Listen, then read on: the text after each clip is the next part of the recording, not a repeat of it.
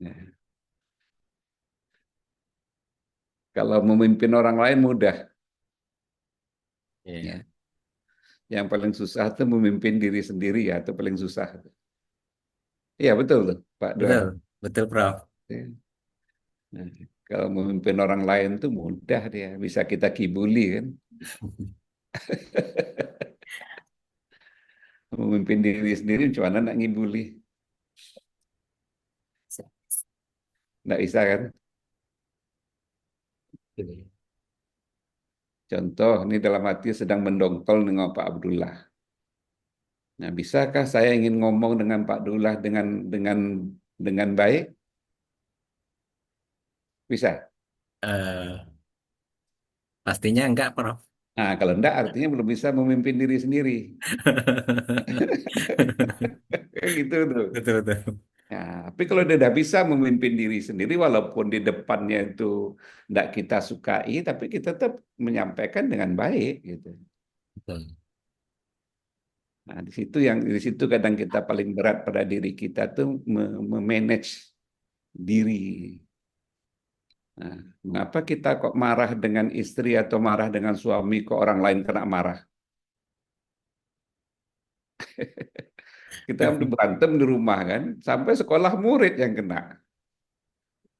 Ah, itu tandanya. Rata-rata kayak gitu, Prof. Nah, itu yang harus kita belajar nih, bagaimana kita supaya tidak Bu marah Yuni, dengan Bu murid. Yuni. Rata-rata kita kayak gitu, marah dengan suami atau marah dengan istri atau marah dengan anak sampai sekolah kena semua, yang dekat tuh kena semua tuh.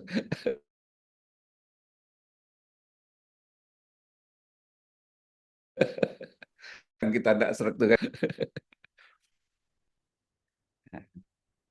Yang paling berat tuh kan di situ kita memimpin memimpin diri kita sendiri yang paling berat. Kalau memimpin orang lain tuh mudah ya, bisa di bisa dikibuli orang lain kan.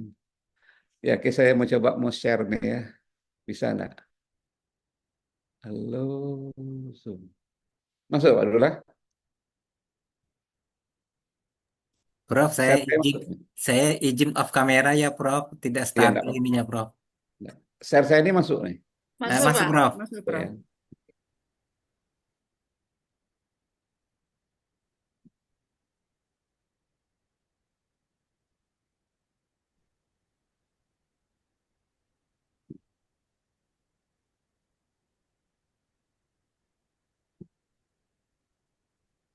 Kita tunggu teman atau kita macam mana nih Pak Abdullah? Masih ada berapa orang lagi? 3 orang lagi. Lanjut aja lah, Prof. Sekarang 15 menit. Dari Hah? 15 menit. Udah mau jam Aja ya. 2. Hmm. Kita toleransi 15 menit. Mm-mm. Nah, ini udah lewat 15 kan? Iya, Lewat dah, Prof. udah 15 menit, Prof. Udah. Tapi di Iya, jam Prof. rumah saya masih kurang 2 menit lagi. Oh, pas di jam HP pas. 1:45. Oke, 15 menit kita tunggu, tidak apa-apa. Kita mulai ya. Oke, Prof. Ya, Prof. Ya, Assalamualaikum warahmatullahi taala wabarakatuh. Waalaikumsalam Waalaikumsalam warahmatullahi warahmatullahi wabarakatuh. wabarakatuh. Ya, terima kasih. Eh, kita dapat bertemu lagi walaupun dalam udara. Mudah-mudahan minggu depan kita dapat bertemu secara tatap muka lebih enak, Amin. lebih kondusif, komunikasinya lebih lebih apa tuh namanya touch by touch. Kalau sekarang ini kan komunikasinya untuk touch sangat susah dia karena terlalu jauh, hanya face to face saja sekarang ini. Nah, kita balikkan pemahamannya. Kalau sekarang ini face to face, tapi kalau kita bertemu bukan face to face tapi touch to touch. Nah, dapat sentuhan. Kalau sekarang ini dapat sentuhannya. Entah marah Pak Abdullah dengan saya, entah enggak, saya enggak tahu nih. Entah muka senang, entah muka tidak pun saya enggak tahu. Nah, tapi kalau kita ketemu kan nampak nih. Nah, Ya, ini Prof. wajah senang nih, wajah tidak senang nih, wajah marah nih, wajah ini enak kita. Terus sekarang enggak terlalu nampak nih, entah sedang apa pun enggak tahu saya nih. Oke, mudah-mudahan minggu depan kita datang. Insya Allah saya datang minggu depan. Oke, kita mulai tentang saya mengambil tema itu tentang kepemimpinan digital. Kenapa enggak bisa di...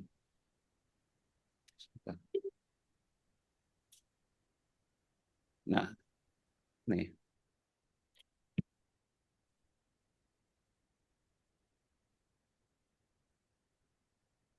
Nah, kita mulai dari sini.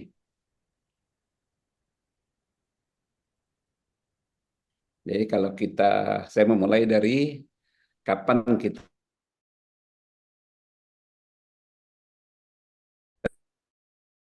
dikatakan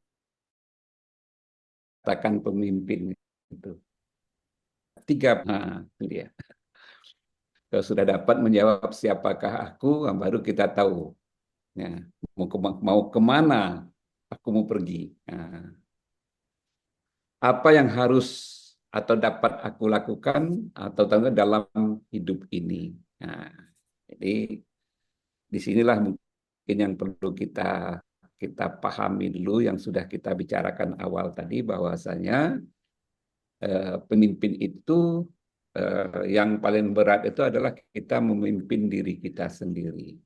Kadang kita banyak memimpin, ada yang sifatnya bossing, ada yang sifatnya leading. Nah, tapi kalau sebaiknya kalau kita memimpin itu adalah leading, ya, bukan bossing. Kalau bossing itu ngebos. Nah, ngebos itu artinya menyuruh orang aja. Nah, tapi kalau leading tidak. Kalau leading itu kita yang memimpinnya, kita yang di depannya, kita mengajak orang. Nah, jadi oleh karena itu pahami yang tiga ini. Ya, siapakah aku? Nah, tahu kita posisi. Apakah saya sebagai kepala sekolah? Apakah saya wakil kepala sekolah? Apakah saya guru? Ya, apakah saya apa? Nah, jadi posisi kita harus tahu di mana saya. Nah, kalau sekarang umpamanya, sekarang ini saya sebagai apa gitu. Itu disebut dengan dia siapakah aku. Ya, kemana aku pergi dan apa yang harus aku lakukan. Nah, ini dia. Yang perlu kita pahami bahwasanya kita memimpin di era globalisasi ini sangat diperlukan yang kita sebut dengan digital leadership. Nah, digital leadership itu bahasa kitanya apa tuh bahasa kitanya? Pemimpin yang apa tuh kira-kira digital leadership? Agak susah nih, saya kalau nak nampak wajah-wajah ini agak ragu saya nih. Digital leadership itu apa tuh Pak Abdullah? Eh, Kepemimpinan berbasis Pemimpin yang apa? teknologi, Prof. Kalau digital itu apa sebenarnya konsep digitalnya tuh? Kita diskusinya lah dulu. Undangan dicurahkan banyak bisa mencari informasi. Kita diskusi lah sekarang ini dulu. Menurut Bapak Ibu apa sebenarnya digital itu? Pimpinan yang digital. Nah, Ya. digital itu apa sebenarnya? Teknologi ya. Mm-mm. Konsepnya dulu. Kalau udah ketemu konsep baru kita enak cerita. Kalau belum ketemu konsep enggak enak kita cerita. Dari digit artinya Pak. Nah, Angka, bilangan berarti dasar. Angka. angka. Jadi maksudnya pemimpin yang menghitung-hitung. Ya, digital leadership. Pemimpin yang kayak apa kira-kira digital leadership Yang mampu itu? memanfaatkan teknologi. Yang mampu memanfaatkan teknologi. Bagaimana kami yang gaptek nih? Nggak bisa jadi pemimpin digital leadership jadinya. Bukan itu, Bu. Digital itu kan konsepnya memberikan kemudahan, kan, Bu? Ya, betul. Iya, nggak? Sepakat nggak kita tuh? Ya, betul, Prof. Digitalisasi konsepnya kan memberikan kemudahan. Ya, Nah, teknologi kan juga memberikan kemudahan. Iya kan? ya, Nah, Sepakat nggak kira-kira bahwasanya digital itu adalah memberikan kemudahan? Nah, kalau kita sepakat, baru dikatakan digital leadership itu adalah pemimpin yang memberikan kemudahan kepada semua anggotanya, bukan mempersulit. Ya, dengan memanfaatkan teknologi, ya gitu dia. Teknologi itu alatnya untuk memudahkan semua yang kita pimpin dengan menggunakan teknologi. Ya, makanya digunakan istilahnya itu digital leadership. Makanya kalau kita sudah bicara digital leadership itu disruption itu pasti ada. Inovasi pasti ada di sana. Nah, pasti. Ya, kita sepakati dulu ya. Ya, jadi kepemimpinan digital itu adalah kepemimpinan yang memberikan kemudahan ya, kepada orang lain untuk menjalankan apa yang kita pimpin.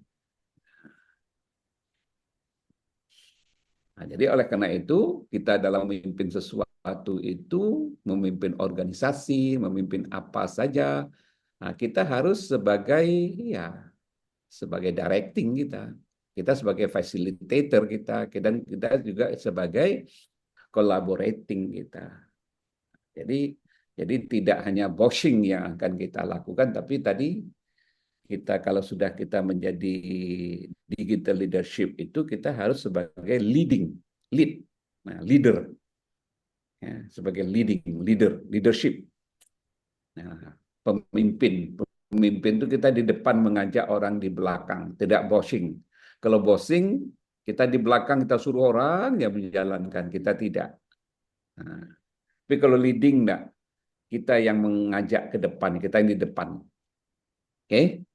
Nah, jadi kalau sudah kita mengatakan digital leadership itu artinya kita memimpin orang itu dengan memberikan kemudahan-kemudahan dengan cara menerapkan berbagai-bagai teknologi yang ada sekarang. Nah, itu dia.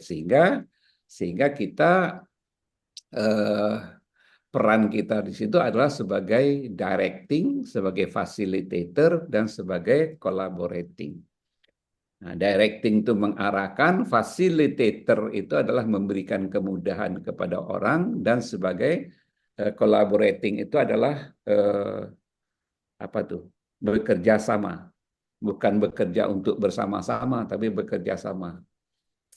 Ya, hanya bekerja sama collaborating di sini adalah setiap orang mempunyai peran untuk menyelesaikan suatu masalah. Itu yang disebut dengan collaborating.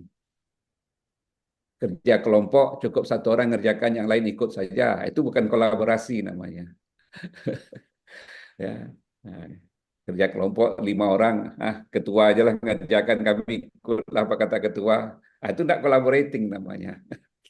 Nah, kalau collaborating itu dia semua orang mempunyai peran untuk menyelesaikan dan untuk menjalankan tugas. Oke ya, oke lanjut. Nah, ini dia. Nah, ini mungkin sudah dibicarakan oleh Pak Daeng mungkin. Sebentar.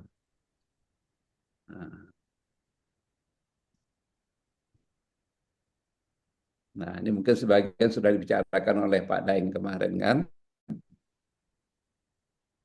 Ya, gaya-gaya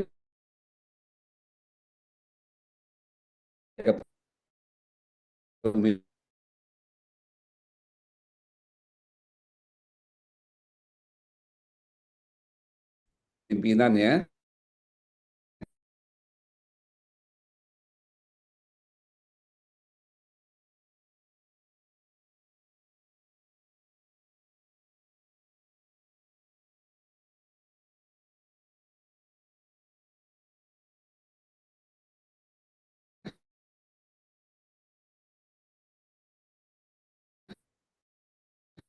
Yang otoriter itu demokratis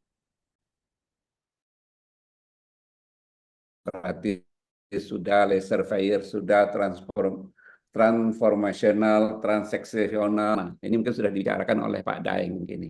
Nah, saya ingin mengaitkan leadership itu dengan autonomy leadership model. Nah, saya lebih mengarahkan ke sana dulu, ya, lebih mengarahkan kepada autonomy leadership model. Jadi model kepemimpinan yang apa tuh namanya, otonomi, mandiri ya, mandiri dia. Nah, pendekatan yang digunakan kalau kita menggunakan autonomy leadership model itu pendekatan yang digunakan yang pertama adalah terhadap pemahaman. Nah, pemahaman apa? Nah, yang tadi yang 3 tadi. Ya, siapa aku? Nah, kemana yang harus aku pergikan tadi? Ini yang ini tadi. Nah, yang ini. Ya, siapakah aku? Kemana aku akan pergi? Apa yang harus aku lakukan? Nah, ini yang disebut dengan pemahaman di situ.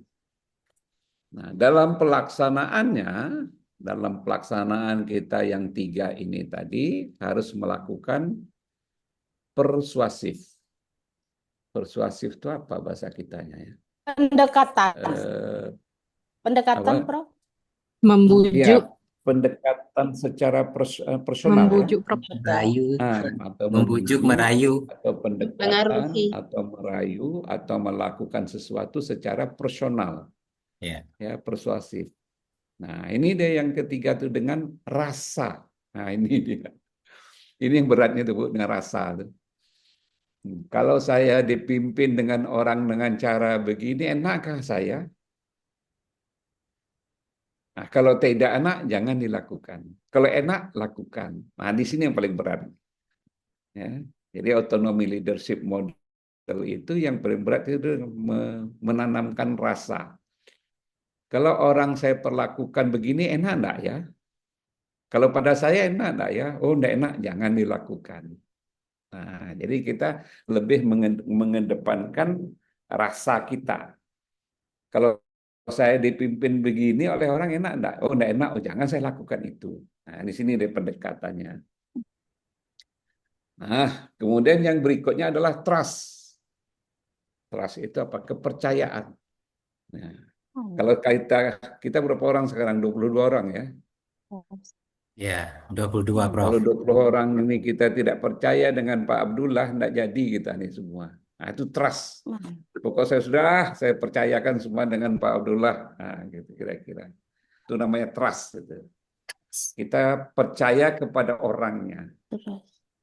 Nah, contoh kita sekarang umpamanya punya presiden, percayakah kita dengan presiden? Kalau kita percaya, apapun yang dilakukan kita tidak banyak protes. Tapi kalau sudah kita tidak percaya, nanam tidak percaya, apapun yang dia lakukan, aduh, ini apalah nih, ini apalah nih, ini apalah nih, gitu. Ya. Nah, kita kepala sekolah juga sama. Kalau sempat kepala sekolah tidak dipercaya oleh anggotanya, apa yang akan terjadi? Nah, ya, ini kepercayaan nih.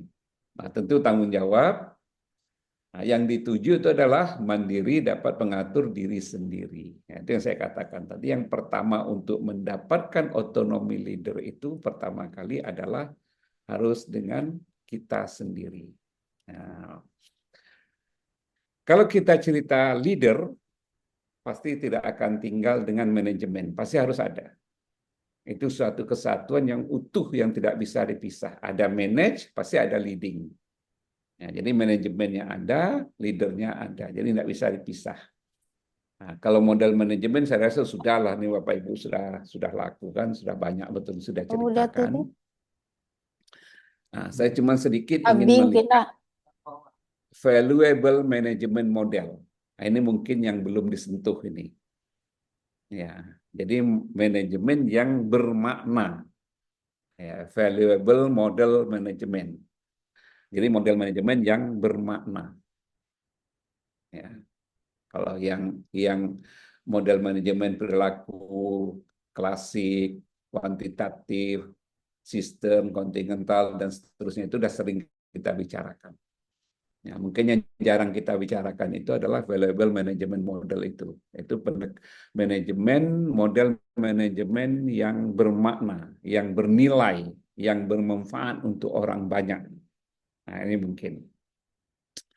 Pendekatan yang pertama pastilah karena dia variable, kali pendekatan yang digunakan adalah manfaat. Jadi setiap program yang kita susun, visi misi yang kita susun, semuanya itu apa manfaatnya untuk kita dan untuk orang banyak dan seluruhnya. Itu yang harus ditekankan dulu. Yang kedua harus ada fleksibel. Nah, jangan kaku. Ya, manajemen itu tidak boleh kaku, dia harus fleksibel, bisa berubah-berubah sesuai dengan situasi dan kondisi. Tapi berubahnya jangan sampai melanggar aturan. Ya, berubah tapi tidak melanggar aturan, itu namanya fleksibel dia. Menyesuaikan dengan situasi dan kondisi yang berkembang. Nah, kemudian adaptif, harus mengikuti perkembangan zaman. Nah, adaptif di sini dia harus mengikuti perkembangan zaman. Nah, kemudian ada pertimbangan. Nah, pertimbangan di sini kalau kita manajemen valuable itu pertimbangan itu ada, tentu ada semacam komite ya, atau dewan pertimbangan khusus.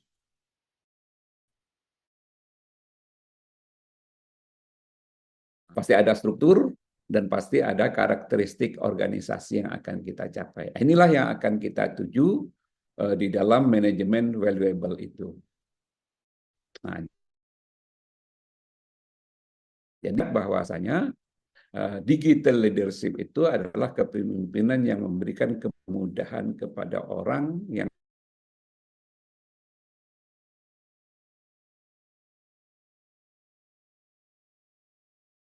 untuk melakukan apa yang kita lakukan. Ini yang valuable management ini. Oke, lanjut. Nah, ini barulah kita masuk ke sini. Ya. Nah, baru kita masuk ke digital leadership pada new era. Ini mungkin kemarin juga sudah kita bicarakan sewaktu inovasi ya.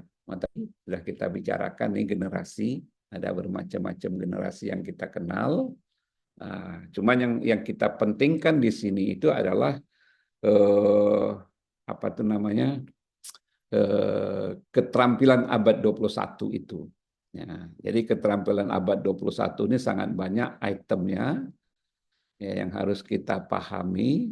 Karena semua item dari keterampilan abad 21 itu yang kita kenal di sini ada namanya foundational literacies, ada namanya competencies, dan ada namanya character of qualities. Nah, dari kesemuanya ini, dari yang kesemuanya ini tentunya kita selaku leadership, ya, kita memang harus paham. Ya, literasi kita harus sangat mungkin harus lebih daripada orang yang kita pimpin, ya, harus lebih. Nah, karena di sini ini yang diutamakannya itu semacam foundational literacies itu yang diutamakannya itu adalah bagaimana literasi kita. Ya, bagaimana literasi kita. Karena literasi itu kan sangat banyak sekarang, apalagi new literacy itu. Ya, kalau secara umum masih oke lah ya. Nah, tapi yang paling berat bagi kita sekarang ini, apalagi kita pemimpin, baik guru, kepala sekolah, atau dinas, atau di mana-mana, itu kan dia literasi yang sangat diutamakan. Ya, apalagi yang namanya big data itu, literasi big data itu yang paling berat dengan kita. Ya, data begitu banyak, bagaimana kita ingin meliterasikannya. Ya, banyak betul kita. Ya, Bapak Ibu kan nanti berpengalaman nih. Akhir dari kuliah ini kan nanti kan ada menulis tesis kan? Iya. Nah, menulis disertasi itu kan sangat mudah dengan menggunakan AI.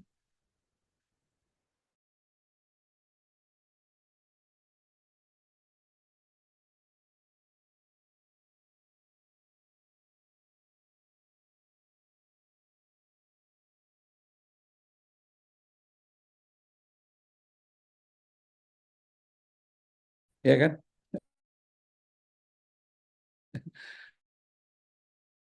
Sangat mudah. Nah, cuman tidak kena ada dengan letternya. Oh, Pak, apa sebenarnya literasi? Kita diskusi dulu apa itu literasi. Kita sepakati dulu pemahaman yang literasi.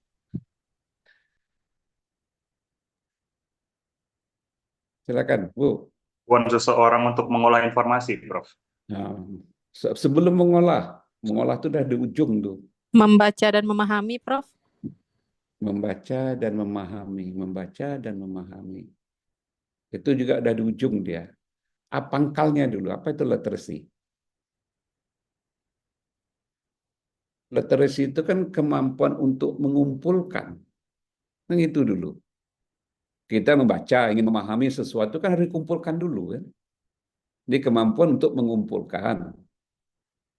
Nah, setelah kita kumpulkan, apalagi kita identifikasi.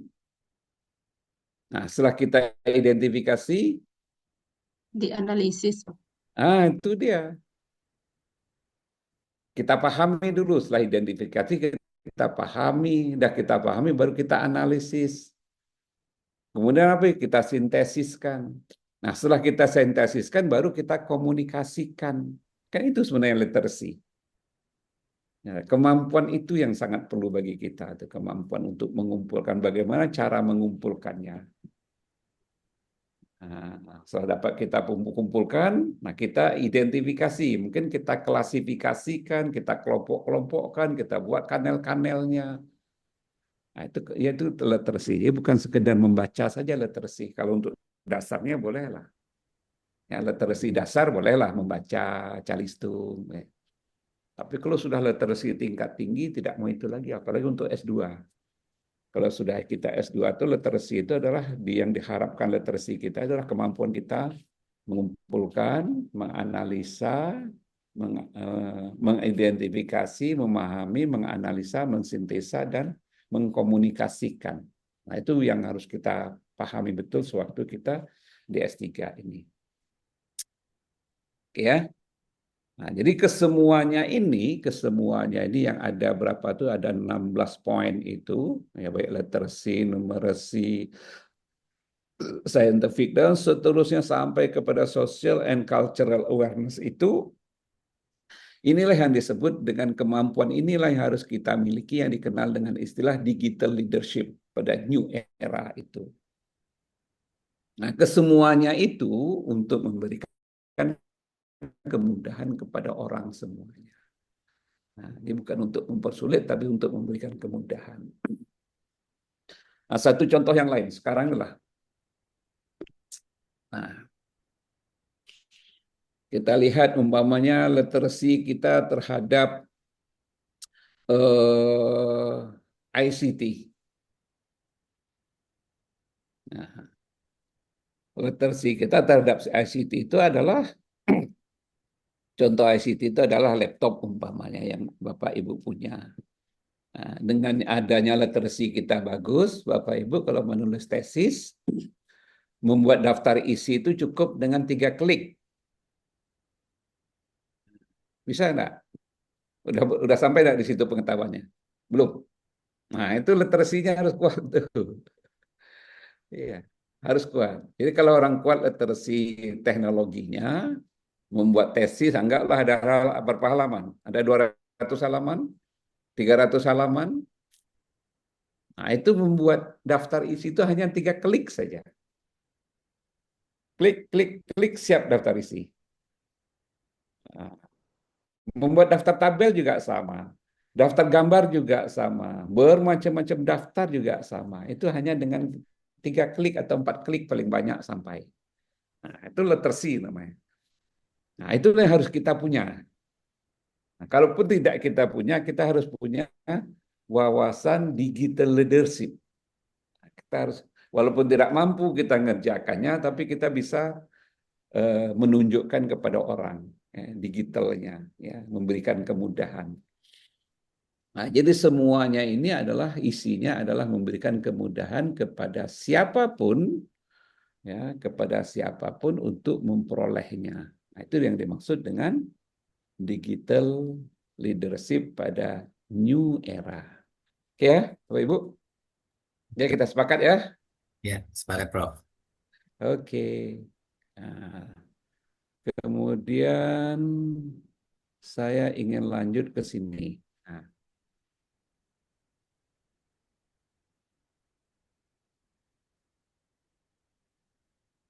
belum ke sini. Ini dulu. Nah, ini. Ada satu syarat yang harus kita miliki.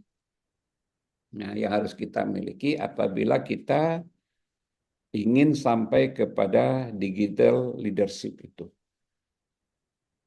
Nah, yang pertama, kita harus punya ability. Ability itu bahasa kita apa tuh? Kemampuan. Kemampuan. Ya. Kalau capacity, capability juga sama Itu kemampuan. kemampuan juga. Capacity Sama. sama juga. Iya, sama, Prof. Kompetensi Sama. sama. Kalau ini kok Sebenarnya bisa? yang tidak sama. Nah, mari kita pecah ya, kita pilah ya, kita pilah supaya kita nanti nampak membedakan digital leadership itu nanti kita nampak. Nah, ability itu adalah ada dua. Ya, jadi kemampuan itu terbagi dua. Yang pertama disebut dengan capacity dan yang kedua disebut dengan capability. Capability.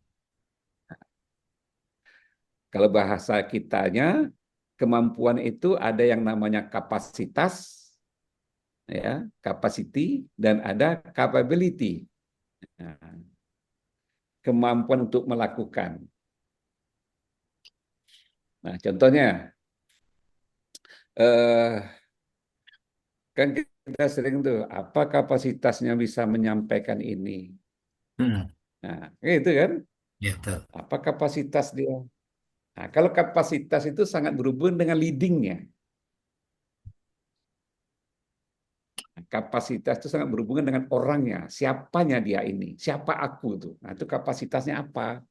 Kapasitasnya apa dia menyampaikan ini? Apakah sebagai kepala sekolah, apakah sebagai pribadi, apakah atas nama siapa, itu disebut dengan capacity, kapasitasnya. Nah, sudah kita punya kemampuan, kita kepala sekolah, kita buat apa tuh namanya? Kita buat suatu kegiatan. Nah, kemudian orang lain yang melakukannya itu namanya bukan capability. Nah, tapi kita yang kita buat, kita kerjakan bersama-sama itu namanya menjadi capability. Nah, kemampuan untuk membuat dan melakukan. Nah, kalau ability saja itu kemampuan secara umum. Tapi capability kemampuan untuk merancang dan melakukan, itu capability dia. Capable, orang yang mampu merancang dan melakukan. Itu disebut dengan capable. Ya. Jadi kalau capacity itu berhubungan dengan siapa dia, siapa aku. Nah, berhubungan. Tapi kalau capability, nah, itu sangat berhubungan dengan kemampuan untuk melakukan sesuatu, kemampuan untuk melakukan sesuatu yang telah dilakukan, telah dirancangnya. Membuat ya, rancang. Nah, itu disebut dengan capability. Nah, keduanya ini dapat kita lakukan, itu yang disebut dengan kompetensi. Kompetensi. Nah, itu disebut sama dengan kompetensi guru.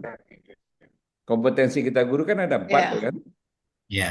Nah, kepribadian, sosial, pedagogik, dan profesional. Artinya apa? Kita punya ability, kita punya capacity, kita punya capability. Oke. Nah, capacity kita siapa? Guru. Kapasitas kita ya guru yang profesional gitu. Capability-nya apa? Kita bisa merancang, kita bisa mengajar, kita bisa melakukan dan segala macam. Itu namanya capable.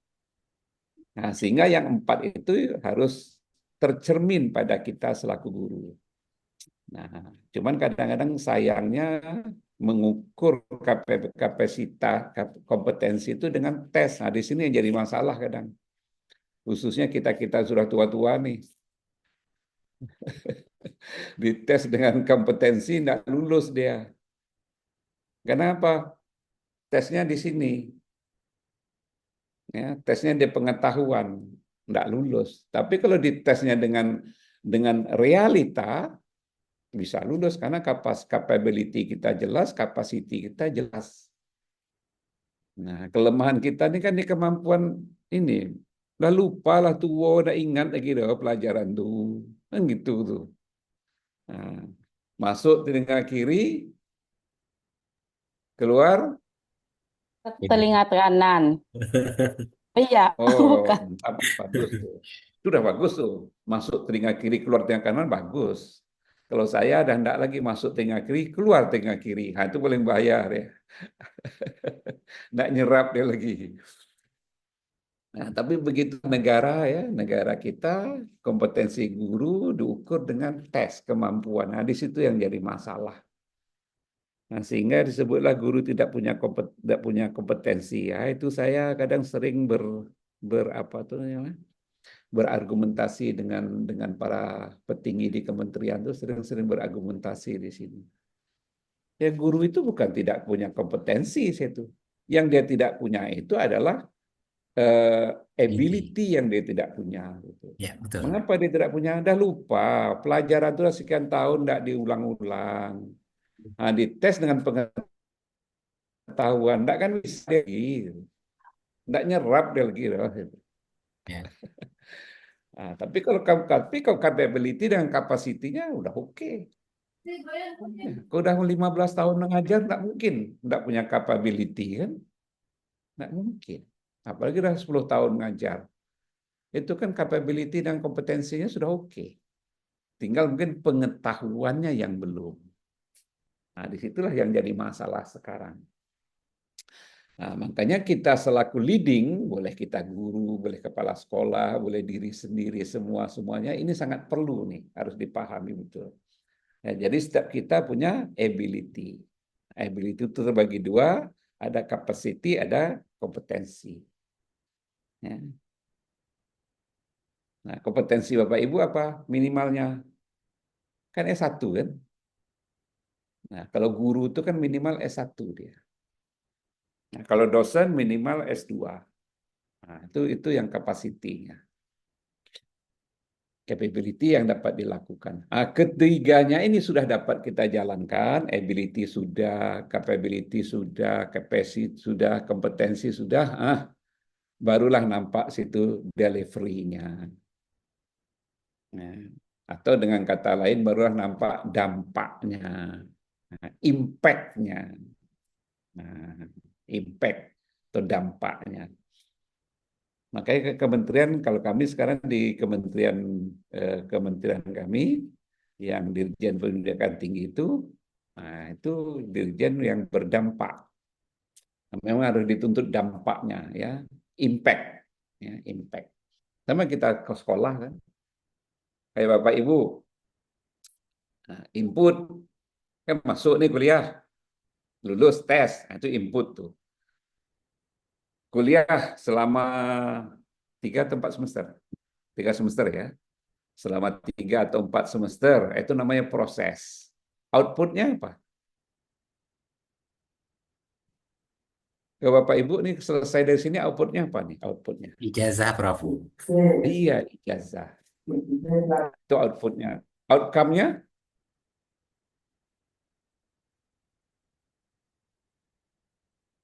Nah, kalau input jelas ya, proses. Outcome-nya adalah ijazah. Apa? Apa tadi? Outputnya adalah ijazahnya. Punya pengetahuan. Penerapan di sekolah. Penerapan dari Kalau outcome, ilmu yang di kampus gitu, Prof. Peluang bukan, pekerjaan kalau kan? outcome itu dapat kalau dia belum kerja dapat Peluang diterima di pekerja. suatu tempat. Iya. Itu outcome-nya tuh. Nah, itu outcome tuh. Nah, kalau Bapak Ibu sekarang karena sudah guru, apa outcome-nya? Kan gitu. Outcome-nya itu setelah kuliah selama 4 semester, nah, outcome-nya itu bisa memberikan motivasi kepada orang yang ada di sekitar kita. Nah, itu outcome-nya tuh. Bisa jadi narasumber. Sebagai narasumber, itu outcome tuh. Nah, bisa sebagai fasilitator, bisa ini, itu outcome. Nah, impact nih. Impact dipanggil oleh dinas untuk dikirim kemana menjadi narasumber di mana-mana. Itu impact. Ya, impact itu luas, dampaknya sangat luas. Nah, jadi antara outcome impact itu disebut dengan delivery itu. Ya. Jadi kita setelah punya ability, capability, capacity, kompetensi, delivery-nya ya guru yang profesional gitu. Nah, jadi yang akan kita tuju sebagai digital leadership itu adalah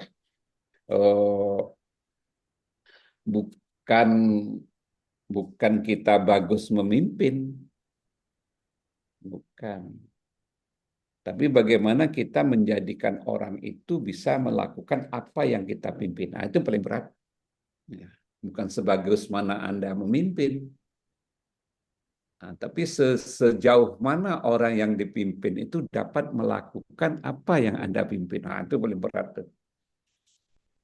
Nah, kalau diistilahkan oleh Paul Ardens itu tuh, it is not good. It is not how good you are, tapi it is how good you want to be. Nah, jadi bukan sebaik apa Anda memimpin, tapi yang diharapkan yang diharapkan adalah bagaimana kita memimpin itu bisa membawa orang bisa melakukan apa yang kita pimpin. Nah, it is how good you want to be. Kita ingin menjadikan orang tuh yang kayak apa. Nah, itu yang paling berat kita selaku pimpinan di sini. Oke, sementara sampai di sini dari saya. Sampai di sini kita mulai diskusi. Yuk, silakan.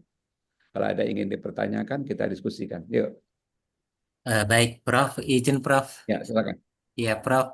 Kalau saya itu, kalau berbicara tentang digital itu, saya melihat kadang-kadang apa ya, bukan proses namanya, ketika digitalisasi itu terjadi, kemudian misalnya kita banyak kemudahan dengan penggunaan AI dan sebagainya gitu.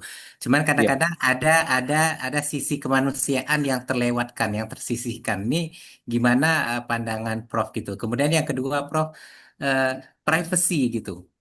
Kadang-kadang ketika ya, kita mencoba untuk menerapkan digital leadership ini dengan privasi dari big data itu sendiri itu gimana gitu, Prof? Karena kadang-kadang isu-isu seperti ini kan sangat sensitif gitu, Prof. Itu aja, Prof. Makasih, Prof. betul, betul. Oke, kalau diskusi kan bukan harus saya menjawab. Dari kita untuk kita nih. Oke, silakan, ayo, silakan. Bapak Ibu, ini Pak Dula sudah mulai membuka celah kita untuk berbrainstorming. Nah, kita melihat kadang-kadang ada sisi lain daripada digital ini. Memang satu sisi kita dituntut untuk digital leadership. Nah, satu sisi lain kan sosial efek, humanist efek sangat banyak memang, sangat banyak. Nah, kira-kira apa yang harus kita antisipasi untuk menangani ini? Silakan.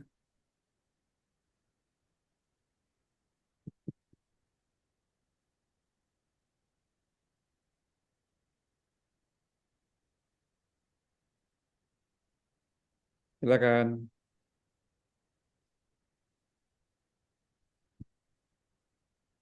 Tuh, Pak Ketua udah mulai buka celah untuk kita diskusi. Silakan. Malu-malu kayaknya nih, Prof. Itu dia belum terbuka tuh. Sudah terbuka nanti nggak berhenti mau ngomong.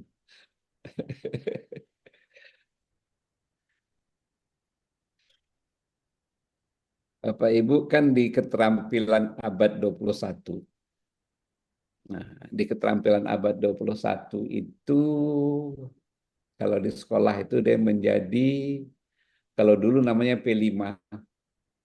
Iya. Salah satunya itu kan ada berpikir kritis kan. Ya, Iya. Prof. Nah, kalau sekarang apa istilahnya? 8 8 dimensi. dimensi. 8 dimensi apa istilahnya? 8 dimensi PL. profil lulusan. Profil Ah, lulusan. 8 dimensi profil lulusan ya. Ya. Yang Sebenarnya dimensi membedakannya profil itu kan cuma lulusan, dua ya, kesehatan dengan kewarganegaraan. PPL. Nah, itu dia yang membedakannya.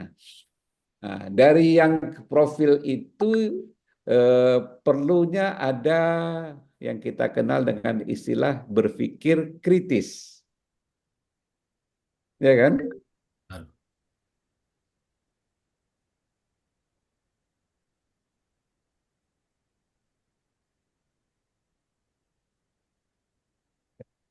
Iya, Waalaikumsalam sebentar ya. Nah, sebentar Pak Nuh ya. Ya. Nah,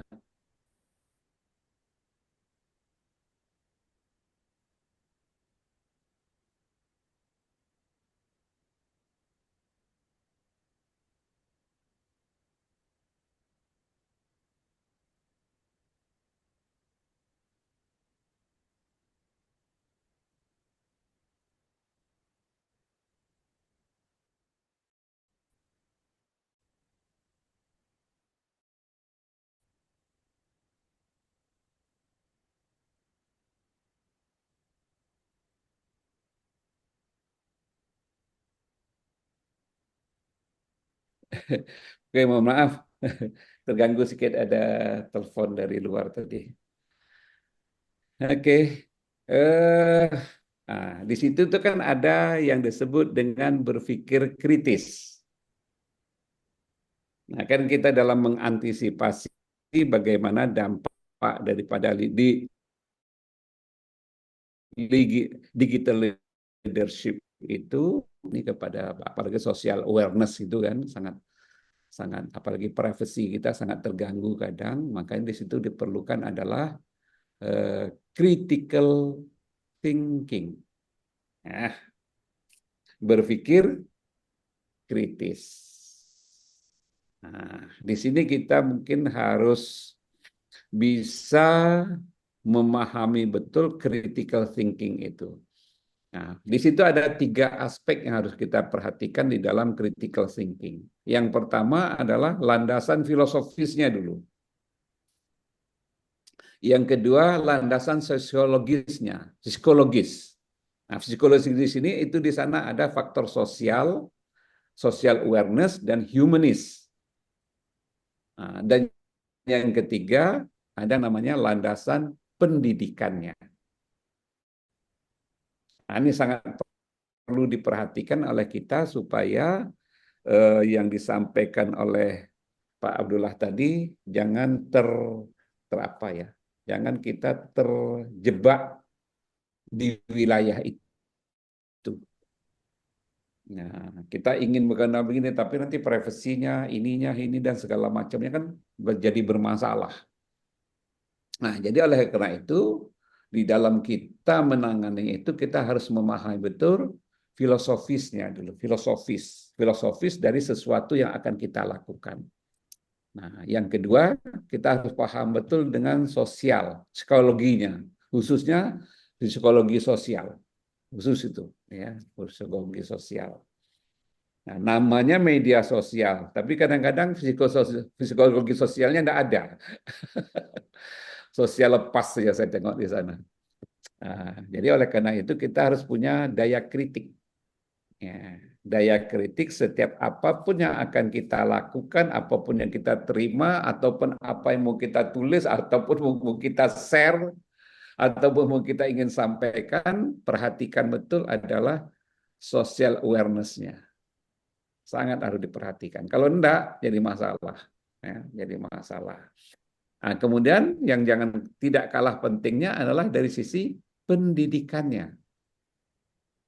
Nah, dari sisi pendidikan yang kita sampaikan ini apakah hanya sekedar transfer of something? Nah, apakah hanya sekedar kita mentransfer sesuatu atau kita ingin memberikan suatu didikan sesuatu?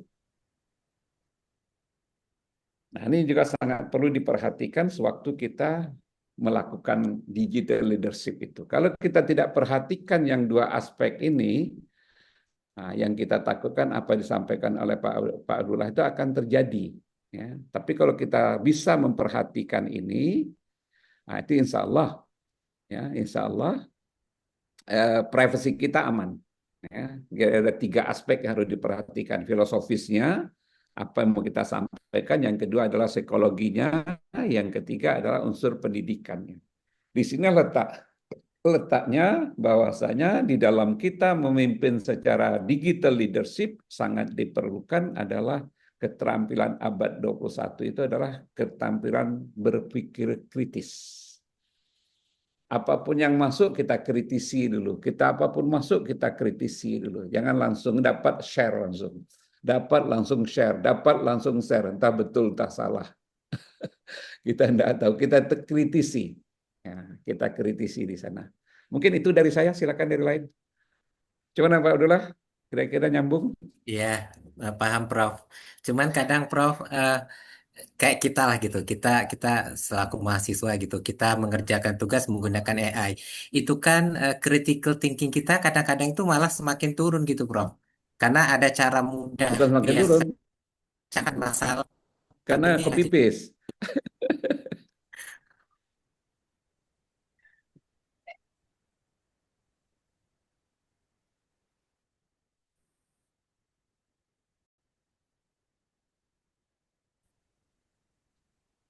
Apa sinyal ya? Sinyal bermasalah ya? Sinyal Pak Ketuanya, Prof. Tua yang Oh, hilang. sinyal Pak Ketua. Tapi yang lain bagus ya. ya sinyalnya jelek, Prof. Maaf, Prof. Ya, bukan sinyal yang salah tuh. Sinyal tidak salah. Yang salah tuh, yang Sinyal. salah tuh laptopnya ganti baru untuknya.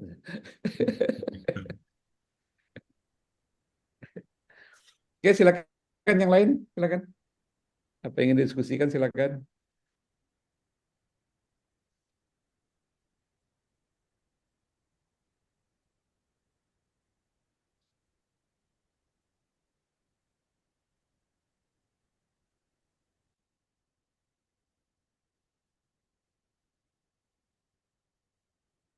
Ibu-ibu ini bahasanya banyak yang akan dibicarakan biasanya. Tidak semangat ibu-ibu lagi nih. Nah, Bu,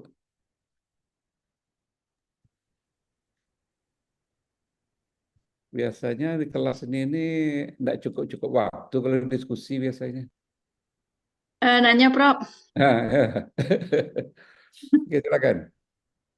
berkaitan dengan judul kita kepemimpinan digital ini, saat ini kan banyak sekali kita temukan bahwa banyak di sekolah-sekolah seorang pemimpin sendiri tidak punya capability ataupun kompetensi di dalam digital itu sendiri. Ya, Padahal kita tahu bahwa seorang pemimpin itu adalah role model bagi iya, sekolah itu sendiri. betul. Ya, Jadi bagaimana tanggapan kita bersama lah terhadap fenomena seperti ini, dan ini bukan sedikit kepala sekolah seperti itu, cukup banyak. Jadi ya, kami sendiri di lapangan juga mengalami langsung bagaimana kita sendiri mampu mengembangkan sekolah itu, mengembangkan teknologi, antara kemampuan digital pemimpinnya sendiri itu sangat jauh sekali dari yang diharapkan. ya. Demikian saja. Oke, silakan. Assalamualaikum. Ini fenomena sangat banyak kejadian fenomena nih Bu ya. Ini fenomena yang terjadi di lapangan yang sudah Ibu sampaikan tadi ini banyak terjadi. Semua orang merasakan mungkin ya. Kita guru merasakan yang demikian. Silakan ingin nanggapi. Silakan. Ibu Murni lah nak. Silakan Bu.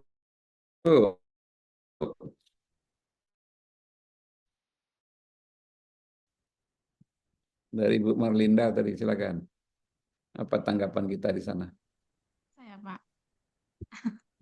Baik, baik, Prof. Saya coba menanggapi dari Bu Melinda. Ya, silakan. Ya, fenomena yang Mm-mm.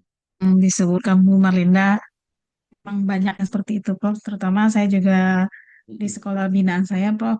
Itu terkait dengan kemampuan digital kepala sekolah ini memang perlu ditingkatkan. Nah, jadi Ya, seorang pemimpin ini dia harus melek dengan teknologi. Dengan perkembangan zaman ini, mau Ya, nggak mau dia harus menjadi seorang pemimpin yang transformasional, harus visioner. Dan ya, kalau tidak, dia ya, akan tersingkirkan dengan sendirinya. ya, betul. Uh, Kenapa begitu, Prof? Uh, uh, kalau saat kita mendampingi saja lah, Prof ya, dia Ya, akan lambat dengan tugas-tugasnya. Contohnya dalam penilaian kinerja aja lah sederhananya. Saat kita mendampingi, ayo penilaian kinerja. Saat kita datang pun mereka nggak tahu apa yang mau dilakukannya. Saya ngapain Bu? Gitu. Saya nggak harus ngapain. Loh, Bapak buka dulu. Oh ya, saya panggil dulu operator saya Bu. Kayak gitulah yang banyak Bapak. Jadi mau nggak mau saya mendampingi ini. Bapak buka langsung akunnya. Ayo kita buka sama-sama. Ini. Nah, Bapak harus ngapain di sini? Bapak baca di sini, Bapak ngapain? Berarti saya harus presentasi ya, Bu? Iya, Bapak presentasi. Oh iyalah, Bu, saya tunggulah dulu, Bu. Saya buat dulu apanya PPT-nya. Oh ya udah, kapan waktunya? Jadi jadi memang kita harus mendampingi kepala sekolah tersebut. Kita harus beri gambaran bahwa zaman sekarang ini kita berusaha selalu menjadi seorang pembelajar, seorang yang bisa mengajak guru-guru untuk terus belajar. Jadi dia harus memiliki visioner gitu, visi, harus memiliki visi gitu, gitu. Salah satunya. Nah, terima kasih, Prof. ya. Silakan yang lain. Silakan Baik, memberikan teman. tanggapannya. Silakan yang lain. Prof, kalau tak ada nanti saya ya, Prof. Iya, ya, silakan. Yang lain dulu, Bu kalau enggak Noveri nanti. mana Bu Noveri? Silakan. Oke, Tuh Bu Noveri. terima kasih Prof atas kesempatannya. Ya, Saya berusaha untuk melengkapi permasalahan yang disampaikan sama Bu Merlinda tadi. Tidak bisa ya, kita pungkiri sebetulnya memang itu realitanya yang terjadi di lingkungan kita, di lingkungan kerja. Eh, di sekolah saya saja, Prof, sebagai contohnya, jangankan mereka untuk bisa menguasai IT, punya laptop saja mereka tidak ada begitu loh, Prof. ya, Eh, Kemudian kalau dibilang bisa menggunakan HP, realitanya HP yang rekan-rekan saya tidak bisa untuk mengupdate juga. Saya kirim file, mereka tidak bisa membukanya. Jadi hanya sekedar memiliki HP secara teknologinya ya, begitu saja. Nah, solusinya dari saya memanfaatkan Chromebook yang diberikan sama kementerian sebelumnya. Jadi itu saya secara bergiliran meminjamkan kepada mereka ya, untuk membawa pulang ke rumah.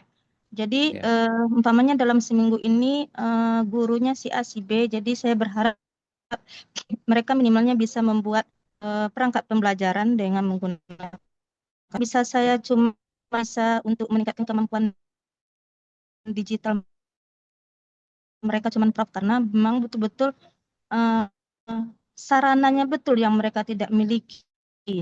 ya, Kemudian ya. juga termasuk itu sarananya juga paket Oke. data. Itu susah sekali, susah. Jadi akhirnya mereka menggunakan WiFi yang disediakan di sekolah. Begitulah Iya, Prof, uh, kendala-kendala Sertifikasi yang dulu. saya miliki. iya, Padahal mungkin iya. Kepingin free aja ya. mereka punya lagi grupnya buat apa yang mereka miliki, kita tidak bisa memaksa, dan akan kepala saja yang sama hitamnya, tetapi pola pikir kita kan berbeda-beda.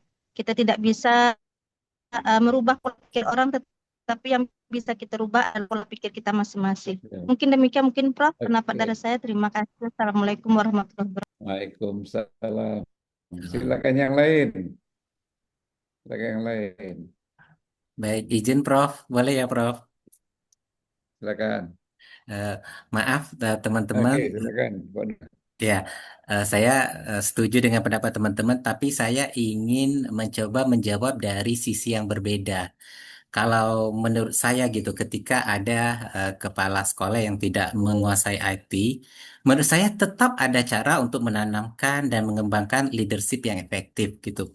Karena menurut saya eh, leadership itu tidak hanya diukur dari kemampuan teknis ya, tetapi lebih pada visi, kemampuan memimpin, komunikasi, dan pengelolaan tim. Itu menurut saya gitu. Nah, sehingga kalau kalau saya misalnya bertemu dengan orang seperti itu, yang saya sarankan adalah memanfaatkan gaya kepemimpinan kolaboratif. Kenapa begitu? Karena kepala sekolah bisa menunjukkan keteladanan, misalnya dalam bekerja sama meski tidak ahli IT. Kemudian mungkin bisa mendelegasikan urusan karena kepala sekolah saya juga gitu. Ketika dia tidak jago di IT, dia mendelegasikan beberapa hal itu ke kita gitu. Nah, dengan begitu akan terciptalah pola gaya kepemimpinan kolaboratif. Itu saran saya gitu, Prof. Sekian, Prof. Terima kasih. Oke, baik. Silakan yang lain.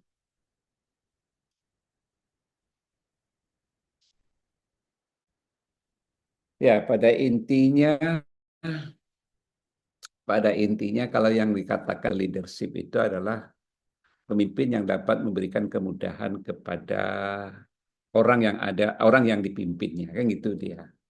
Nah, itu deh. Jadi prinsipnya itu digital leadership itu adalah pemimpin yang dapat memberikan kemudahan atau melayani orang kepada orang yang ada di sekitarnya. Nah, kemudian untuk orang yang lengkap, ya capability, punya capacity, punya ability, punya kompetensi, punya semua, memang tidak semua. Ya, tidak semua yang lengkap kita punya. Nah, yang disampaikan oleh Pak Abdullah tadi, ya mungkin dia punya ability, punya capacity, tapi capability dia tidak punya. Nah, kalau dia tidak punya capability, dia harus bisa melakukan kolaborasi. Nah, melakukan kolaborasi dan segala macam. Tapi ini kan kalau ingin lengkap, memang harus semuanya. Ya, kalau kita memang ingin yang ya menjadi inspiring leadership, nah itu harus lengkap tuh. Ya, ability-nya oke, capacity-nya, capacity-nya, kompetensinya, delivery-nya lengkap. Wah, itu memang sangat idealis, betul ya, sangat idealis. Tapi yang dikatakan Ibu itu adalah memang suatu fenomena yang terjadi di lapangan. Yang terjadi di lapangan memang tidak apa itu namanya, tidak lengkap ya. Nah, kadang kita yang saya katakan tadi itu, kadang kita bisa membuat rancangan sesuatu, tapi kita tidak bisa melakukan. Nah, ya, kita tidak bisa melakukan. Ya. Tapi ada orang yang bisa memang dia yang merancang, dia yang melakukan semua. Contohnya paling mudah kita guru lah, guru. Kita merancang untuk membuat RPS. Nah, kita punya kemampuan untuk membuat RPS. Tapi kadang-kadang ingin menerapkan apa yang kita buat kan tidak mampu kita. Nah, supaya bisa membantu kita yang kita rancang, kita mintalah kolaborasi dengan orang lain untuk membantu. Nah, sehingga delivery-nya nampak. Nah, tapi untuk yang lengkap memang agak berat, Bu. Ya Ibu Marlinda. Ya Ibu Marlinda, memang tidak semuanya bisa, apalagi kadang-kadang kita ini dimanjakan dengan free-free ini, kadang dimanjakan dengan free banyak masalah saya tengok. Bukan menyelesaikan masalah, tapi menjadikan masalah. Semuanya mau free. Ya. Oke, silakan yang lain.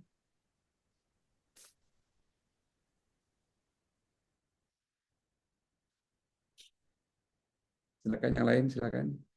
Kita Zoom Saya ini boleh, sampai berapa Pak Abdullah biasanya? Mohon maaf, gimana, Prof? Sampai jam berapa biasanya nih? 5 menit lagi, Prof. 5 menit lagi, oke. Ya, silakan.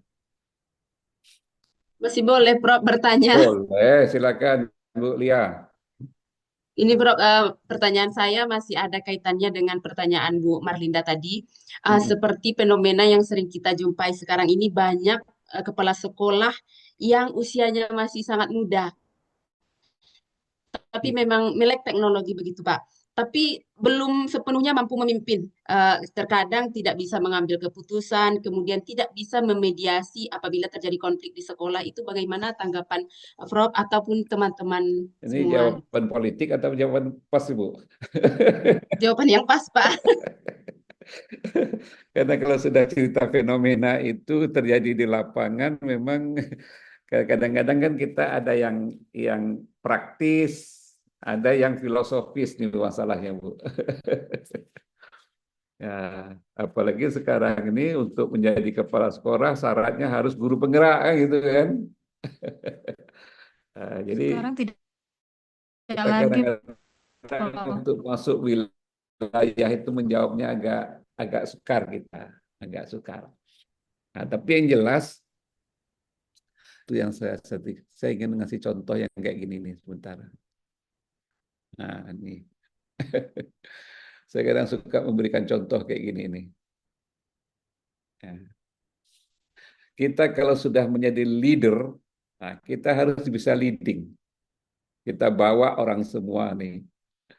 Nah, tapi kalau dia bossing nih, nah, kita suruh orang bekerja. Nah, jadi bossing dia. Nah, leading ini yang paling berat, leading ini, Bu. Nah, kita terjun ke dalamnya, kita bawa orangnya. Ini kan sangat susah untuk leading nih. Yang saya sampaikan tadi itu yang valuable management tadi. Mana dia? Nah, ini tadi. Itu kan sangat berat, Bu. Ya, sangat berat ini. Ya, untuk valuable management itu sangat berat kita untuk membawakannya itu kepada orang banyak. Sehingga valuable management dengan autonomy leadership ini memang harus satu. Nah, untuk mendapatkan itu kan tidak harus melek teknologi aja. Kan semuanya dia harus tahu dia. Ya, memang kenyataan di lapangan yaitu tadi Bu katakan. Ya malumlah pengalaman ya. Karena pengalaman itu guru yang terbaik itu adalah pengalaman. Kalau dia belum punya pengalaman langsung untuk menjadi sesuatu kan juga agak berat dia. Ya, karena memang pengalaman itu sangat menentukan untuk membuat sesuatu itu yang bagus. Jadi kalau dapat kita nih. Nah, jadi isinya di sini. Ya, siapa aku? Nah, jadi orang yang memiliki jiwa kepemimpinan adalah orang yang menguasai dirinya dengan baik. Nah, jadi artinya tahu diri dia dulu, baru bisa memimpin orang lain. Nah, sebelum kita bisa memimpin diri kita sendiri, kita tidak akan bisa memimpin orang lain.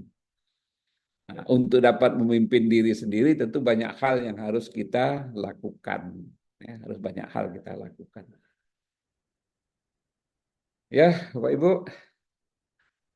Oke, ini sudah sampai jamnya. Sudah habis waktunya. Minggu depan insya Allah saya datang ke, ke Gobah ya. Kita kuliah di Gobah. Kita lanjutkan untuk diskusi lebih puas nanti. Ini agak susah mempuas di sini. Ya. Maaf, Prof, jam yang sama seperti ini, jam Iya, 13.30. jam 1.30 ya, 1.30. Prof. Ya, 1.30 kita masuk. Prof, kami rencananya minggu depan itu rame-rame mau ikut TOEFL, Prof. Kemana? Rencananya minggu depan tuh kami rame-rame mau ikut TOEFL. Kalau Terus? 13.30 insya Allah bisa, Prof. Ya, 13.30. Ya. Ya, Kalau ada soal-soal TOEFL, Prof. Apa? Orang bahasa Inggris yang nanya tuh, Prof. Kalau ada soal-soal TOEFL, Prof. Banyak tanya Mbah Google keluar semua. Materinya bisa dibagi, Prof. Apanya? Materi yang tadi bisa Nanti dibagikan. saya kirim. Nanti saya kirim. Ya. Nanti Terima kasih, saya kirim. Prof. Ya. Oke. Mau asar. Makasih. Kita ketemu hari Jumat minggu depan. Ya. Terima kasih ya, Prof. Sudahi dengan wabillahi taufik walhidayah. Assalamualaikum warahmatullahi Waalaikumsalam wabarakatuh. warahmatullahi wabarakatuh. Terima kasih, Prof. Terima kasih kita Terima kasih, live. Prof. Terima kasih, Yo. Prof. Terima kasih, Prof. Terima kasih, Prof. Kawan-kawan, makasih banyak ya. Jumpa minggu depan ya. Jam berapa Iya, kita? Pak. Jam berapa tuh? Jam setengah keluar 10 loh. apa jam 9? Apa tuh? Itu jam 9 Jadwal sampai TOEFL jam belum keluar 11. lagi. Enggak, kalau di surat kan ada itu. Kalau jadwal Jam waktunya. 9 sampai jam 11, Bu. Jam 9. Kita, Bu, ya. Iya. Jam 9. Insya Allah bisa lah. Oke Nanti lah. kalau udah ada yang daftar, kabari di grup. Iya, Belum Pak. ada keluar jadwalnya, Pak. Tadi baru untuk S1 sampai tanggal 25. Iya. Oh, belum keluar jadwal ya? Belum ada Belum, Pak. jadwalnya lagi. Tadi saya coba cek. Bu Indah, bagi-bagilah soal tuh, Bu Indah. Kami juga Orang bahasa iya. Inggris kok kebingungan, kami yang enggak bahasa Inggris tenang-tenang ya. Iya, Bu, udah Bapak Ibu, tua loh, Bu. Beda kalau udah tua. Lila, Lila, lulus enggak? Bu, enggak, masih jauh. apa namanya? Besok itu 1.30 ya? Iya. Iya, Indah cantik. Cantik kali layarmu, Indah. Maafkan aku lagi migrain, kepalaku semua. Jangan diposir kerja tugas-tugas kuliah tuh.